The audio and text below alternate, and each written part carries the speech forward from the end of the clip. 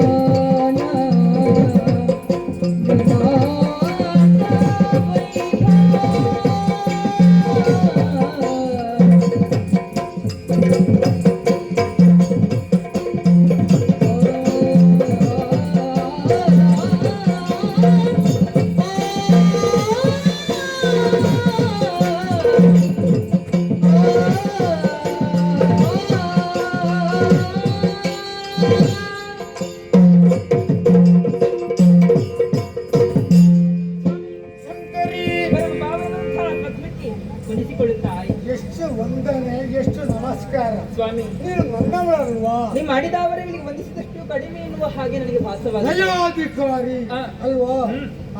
ಸ್ವಾಮಿ, ಲೋಕಮುಖದಲ್ಲಿ ಹೆಂಗಳೆಯರು ಬೇಡಿಕೊಳ್ಳುವುದಾದ್ರೂ ಹೇಗೆ? ದೇವರಂತಹ ಪತಿ ತನ್ನ ಬದುಕಿಗೆ ಒದಗಿ ಬರಲಿ ಎನ್ನುವ ಹಾಗೆ. ಹಾಗಾದ್ರೆ ಪಾರ್ವತಿಯ ಬದುಕಿ ಹಾಗಾಗಿ ಪತಿಯನ್ನೇ ದೇವರನ್ನೇ ಪಡೆದಂತಹ ವ್ಯಕ್ತಿ, ದೇವರನ್ನೇ ಪತಿಯಾಗಿ ಪಡೆದವಳು ನಾನು. ಎಲ್ಲರೂ ಪತಿಯಲ್ಲಿ ದೇವರನ್ನ ಕಂಡ್ರೆ ನನಗೆ ದೇವರೇ ಪತಿಯಾಗಿ ಸಿಕ್ಕಿದ್ದು ಸತ್ಯ. ಅದು ನನ್ನ ಪೂರ್ವಜನ್ಮದ ಫಲವೋ ಅಥವಾ ನಾನು ಮಾಡಿಕೊಳ್ಳುವಂತಹ ನೀತಿಯ ನಡೆಯುವಂತಹ ನೀತಿಯ ಮಾರ್ಗವೋ ಏನೋ. ಹಾಗಾಗಿ ನಿಮ್ಮ ಕೈ ಹಿಡಿದು ಈ ಹೊತ್ತಿಗೆ ಕೈಲಾಸಗಿರಿಯಲ್ಲಿ ನಾನು ಕುಳಿತವಳಿದ್ದೇನೆ. ನಿನ್ನ ಬಿರುದು ಸಣ್ಣದ ಸತ್ಯ ಸ್ವರೂಪಿಣಿ ಸ್ವಾಮಿ, ಲೋಕಕ್ಕೆ ಆದರ್ಶ ಜ್ಞಾನಿಯಾಗಿ ನೀನು ಧರ್ಮವನ್ನು ಉದ್ಧಾರ ಮಾಡಿದಾಗೆ ಸದಾ ಪ್ರಯತ್ನ ಮಾಡುವಳು ಅಲ್ವೇ? ನನ್ನ ಪಾಲು ಎಷ್ಟುಂಟೋ ಅರ್ಧ ಪಾಲು ನಿನಗೇ ಇದೆ. ಸಂತೋಷ. ಹಾ. ಅದೆಲ್ಲವೂ ಈ ಭಕ್ತ ಸಾಗರದಲ್ಲಿ ಹರಿದು ಬಂದಿದೆ ಎನ್ನುವ ಹಾಗೆ ನಾ ಸಂತೋಷದಿಂದ ಹೇಳಬಲ್ಲೆ. ನಿಜವಾಗಿಯೂ. ಹಾ. ಸ್ವಾಮಿ, ಹಾ. ಕೈಲಾಸಗಿರಿಗೆ ಹರಿದು ಬರೆದಂತಹ ಭಕ್ತ ಸಾಗರದ ಸಂಖ್ಯೆ ಎಷ್ಟು ಎನ್ನುವ ಹಾಗೆ ಕೇಳಿದ್ರೆ ಲೆಕ್ಕ ಇಲ್ಲ ಅಲ್ವಾ? ಲೆಕ್ಕವೇ ಇಲ್ಲ. ಹಾಗಾದ್ರೆ ಯಾಕೆ ಅಷ್ಟು ಭಕ್ತ ಸಾಗರ ಹರಿದುಕೊಂಡು ಬರುತ್ತದೆ ಎನ್ನುವ ಹಾಗೆ ಕೇಳಿದ್ರೆ ಹಾ. ಸುತ್ತಮುತ್ತಲು ನೋಡಿದ್ರೆ ಬೆಳ್ಳಿ ಗುಡ್ಡ, ಹೌದು, ಎಲ್ಲವೂ ಬಿಳಿಯ ಬಣ್ಣದಿಂದಲೇ ಕೂಡಿ ಹೊಂದ್ಕೊಂಡಿರುವಂತದ್ದು. ಹಾ. ಹಾಗಾದ್ರೆ ಬಿಳಿ ಎನ್ನುವಂಥದ್ದು ಬಿಳಿಯಲ್ಲಿ ಅಧಿಕವಾಗಿರುತ್ತದೋ ಹಾ. ಅಲ್ಲಿ ಶಾಂತಿಯು ಸದಾ ನೆಲೆಯಾಗಿರುತ್ತದೆ ಅಂತೇಳಿ. ಬಿಳಿಯ ಶಬ್ದವೇ ಅರ್ಥ ಬೇರೆ ಉಂಟು. ಆ, ಬಿಳಿ ಎಂದರೆ ಮತ್ಸರ ಅಂತ ಒಂದು ಚುಕ್ಕೆ ಅದು. ಅಲ್ವಾ? ಅಲ್ವಾ? ಹಾ. ಆ ಉದ್ದೇಶದಿಂದ ಭಕ್ತ ಕೊಡಿಗೆ ಬರ್ತಾ ಇದ್ದಾರೆ. ಶಾಂತಿ ಎನ್ನುವಂಥದ್ದು ಇದ್ರೆ ಅಲ್ಲಿ ಮತ್ಸರ ಎನ್ನುವುದು ಹುಟ್ಟುವುದಕ್ಕೆ ಸಾಧ್ಯವೇ ಇಲ್ಲ. ಅಲ್ವಾ? ಹೌದು. ಹಾಗಾಗಿ ಹಾ. ಹರಿದು ಬರುವಂತಹ ಭಕ್ತ ಸಾಗರಗಳು ಸದಾ ಕೊಂಡಾಡುವುದಾದರೂ ಹೇಗೆ? ಹಾ. ಪಾರ್ವತಿ ಪತೆ. ಹಾ. ಹಾಗಾದ್ರೆ ಹಾ. ನಿಮ್ಮ ಕೊಂಡಾಡುವಿಕೆ ಎದುರಲ್ಲಿ ಪಾರ್ವತಿಯನ್ನು ಅವರು ಸೇರಿಸಿಕೊಂಡಿದ್ದಾರೆ. ಹೌದು. ಹಾಗಾದ್ರೆ ನಿಮ್ಮ ಮಹಿಮೆಯಲ್ಲಿ ಕೂಡ ಮೊದಲ ಅಗ್ರಸ್ಥಾನವು ಪಾರ್ವತಿಯದೇ ಎನ್ನುವ ಹಾಗಾಗಿ ಅಲ್ಲ, ಪ್ರಥಮ ಸರ ನಿನಗೆ. ಅಲ್ವೇ? ಹಾ. ಹಾಗಾಗಿ ಹಾ. ಈ ಹೊತ್ತಿಗೆ ಸಂತೋಷ ಎನ್ನುವಂತಹ ವಿಚಾರ. ಈಶ್ವರ ಪಾರ್ವತಿ. ಹಾ. ಹಾ? ಅಲ್ವಾ? ಹಾಗೆ ಅಲ್ವಾ? ಹಾ? ಹಾಗೆ ನಿನಗೆ ಮೊದಲ ಸ್ಥಾನ. ಸತ್ಯ. ಹಾ. ಹಾಗಾಗಿ ಹಾ. ಈ ಹೊತ್ತಿಗೆ ನನಗೆ ಸಂತೋಷ ಯಾಕೆ? ಯಾಕೆ? ನಿತ್ಯವೂ ನಾವು ತಾಂಡವ ಆಡುತ್ತಾ ಇದ್ದವರು. ನಮ್ಮ ಯಾವತ್ತ ಕ್ರಮ ರೂಢಿ ಅದು ನಮ್ಮದು ನಮ್ಮದು ಅಲ್ವಾ? ಕೈಲಾಸ ಹಾ. ಮನಸ್ಸಿಗೆ ಬೇಸರ ಉಂಟಾದಾಗ ನೃತ್ಯ ಆಡುದು, ಹಾ. ಭಕ್ತ ಕೊಡು ರಂಜಿಸುದು, ಹಾ. ಇಂಥ ಕ್ರಮವನ್ನು ಬಿಡುವಂತಿಲ್ಲ. ಹಾಗಾದ್ರೆ ಹಾ. ಇಂದಿನ ದಿನದನ್ನ ತಾಂಡವಂತದನ್ನ ಸ್ವಲ್ಪ ಬದಲಾವಣೆಯನ್ನ ಕಂಡು ವ್ಯತ್ಯಾಸ. ನಿತ್ಯವೂ ತಾಂಡವ ಹೇಗೆ ಆರಂಭವಾಗುತ್ತದೋ ಅದೇ ರೀತಿಯಲ್ಲಿ ಆರಂಭವಾಯಿತು. ಹಾ. ಆದ್ರೆ ತಾಂಡವ ನೃತ್ಯ ಆಡುತ್ತಾ ಆಡುತ್ತಾ ಮುಂದೆ ಹೋದ ಕ್ಷಣದಲ್ಲಿ ಹಾ. ನಿಮ್ಮದಂತಹ ದೇಹದಲ್ಲಿ ಅದೇನೋ ಒಂದು ರೀತಿಯಂತಹ ಸಂತೋಷ.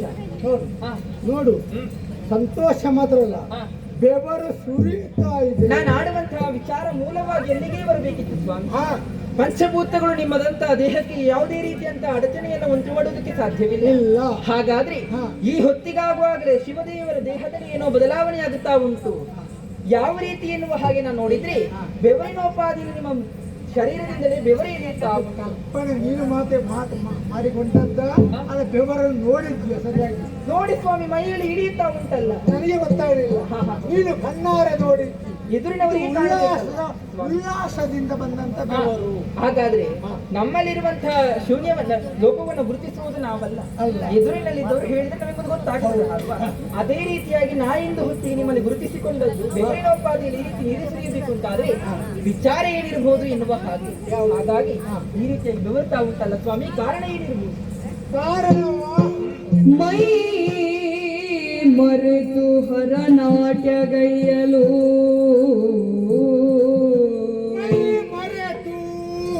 ಮೈ ಮರೆತು ಹರನಾಟ್ಯಗೈಯಲು ಗಮನಿಸಿದ ಹರಣದನು ತಕ್ಷಣ ಮೈ ಮರೆತು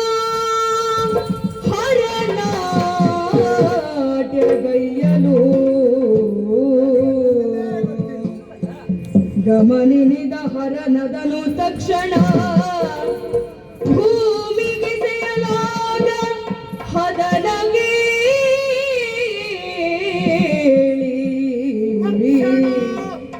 ತಕ್ಷಣ ಭೂಮಿಗೆ ಸೇಯಲಾದ ಹದನಗೆ ಮೈ ಮರೆತು ಮೈ ಮರೆತು ಮೈ ಮರೆತು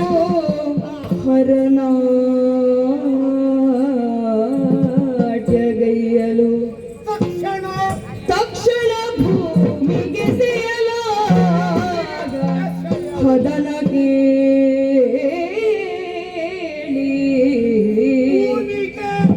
ಭೂಮಿಗೆ ಎಸೆಯಲಾಗ ಹದನ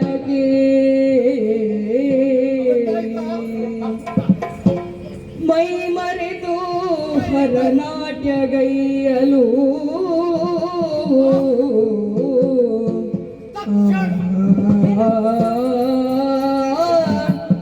ಹರ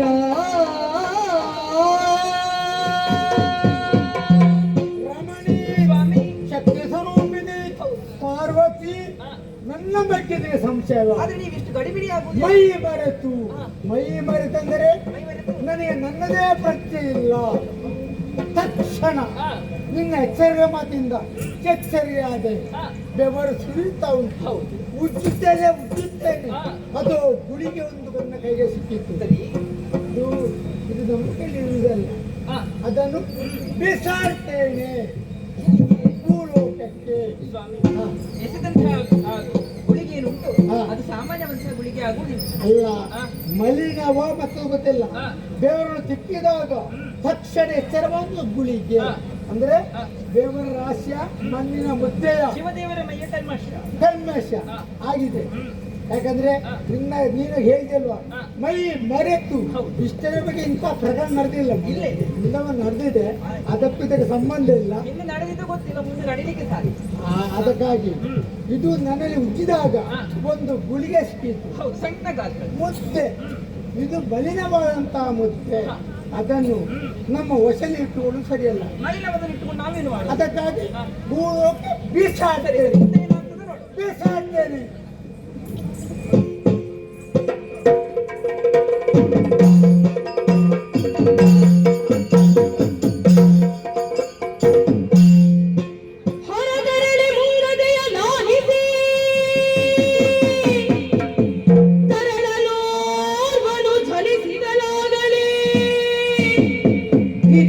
ಸಮ್ಮುಖಕ್ಕೆ ನಡೆದಂದಾಗ ನುಡಿದನು.